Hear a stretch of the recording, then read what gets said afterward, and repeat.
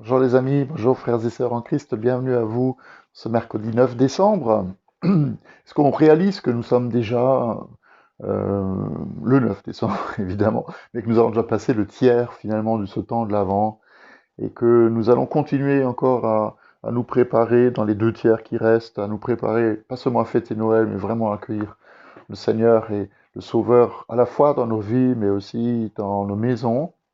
Et puis aussi, moi j'ose le dire aussi dans notre nation et aussi dans le monde.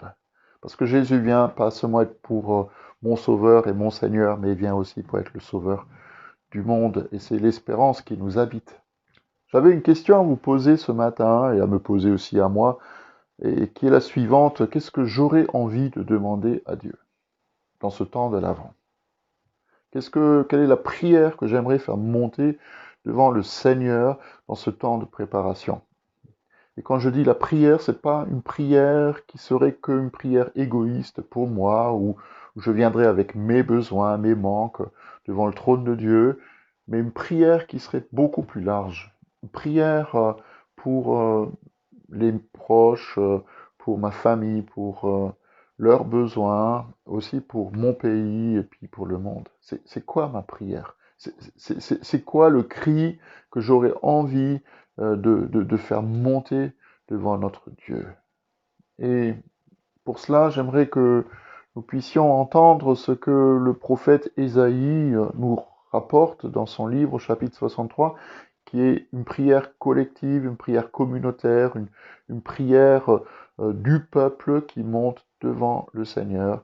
Et je crois que nous pouvons aussi la faire nôtre de manière corporative. Je crois qu'il est essentiel pour nous de nous retrouver dans la présence de Dieu, face à face, seul à seul. C'est ce que Jésus nous dit. Si tu pries, va dans ta chambre, ferme-la derrière toi, et puis là, prie ton Père qui est là dans le secret.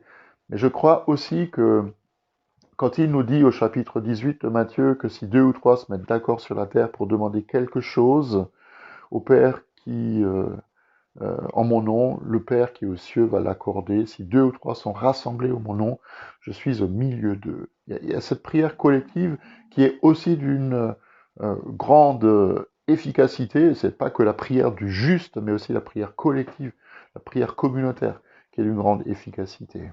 Et alors, comme dit, c'est quoi la prière que nous aurions envie de faire monter devant notre Dieu? Qu'est-ce qu'on aurait envie de demander au Seigneur de la vie pour nos proches, pour notre famille, pour nos enfants, pour nos parents, pour nos frères, nos sœurs, nos bien-aimés, nos voisins, nos amis, mais aussi pour les habitants de notre région, les habitants de notre pays? Dans Ésaïe 63, c'est le peuple qui prie de manière très honnête. Et il dit la chose suivante: Seigneur, mais regarde du haut du ciel, regarde du haut du ciel, regarde d'en haut de ta sainte demeure, regarde de ton palais extraordinaire, mais observe la situation, regarde ce qui se passe en bas. Et, et ce peuple, il est tellement honnête, il dit, mais où sont passés ton zèle, où est passée ta puissance, où sont passées ta tendresse et tes compassions qui ne se font plus sentir? Et c'est toi, pourtant, qui est notre Père. Tu es pourtant un Père.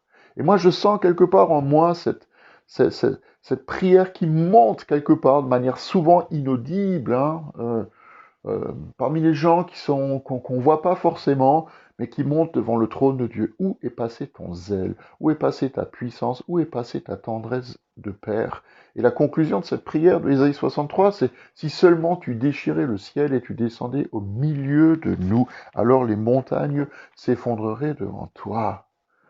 Bah, moi, j'ai envie de vous dire, on a le droit de prier ainsi. On a le droit de venir avec tout ce qu'il y a en nous, pas seulement pour nous, mais aussi pour les nôtres. Et de demander au Père qui vienne déchirer le ciel et qui descende au milieu de nous. Et vous savez quoi? Bah, le Père, il entend cette prière. Il a entendu la prière du peuple d'Israël, il l'a ramené dans son pays. Mais il entend aussi la nôtre. Il a déchiré le ciel et il descend au milieu de nous pour accomplir ce que nous osons lui demander, ce que nous osons prier.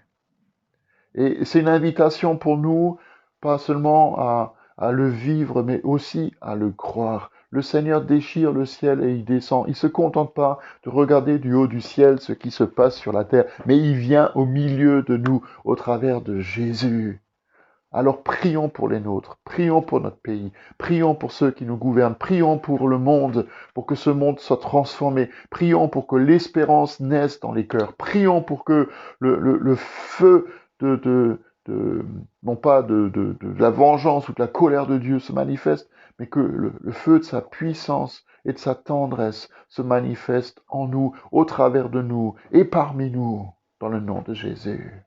Je vous souhaite à tous et à toutes une très bonne journée. Je vous donne rendez-vous demain pour notre prochaine méditation. Continuez à plaider la cause de votre famille, de vos bien-aimés devant le trône de Dieu. Et le Seigneur va écouter notre prière.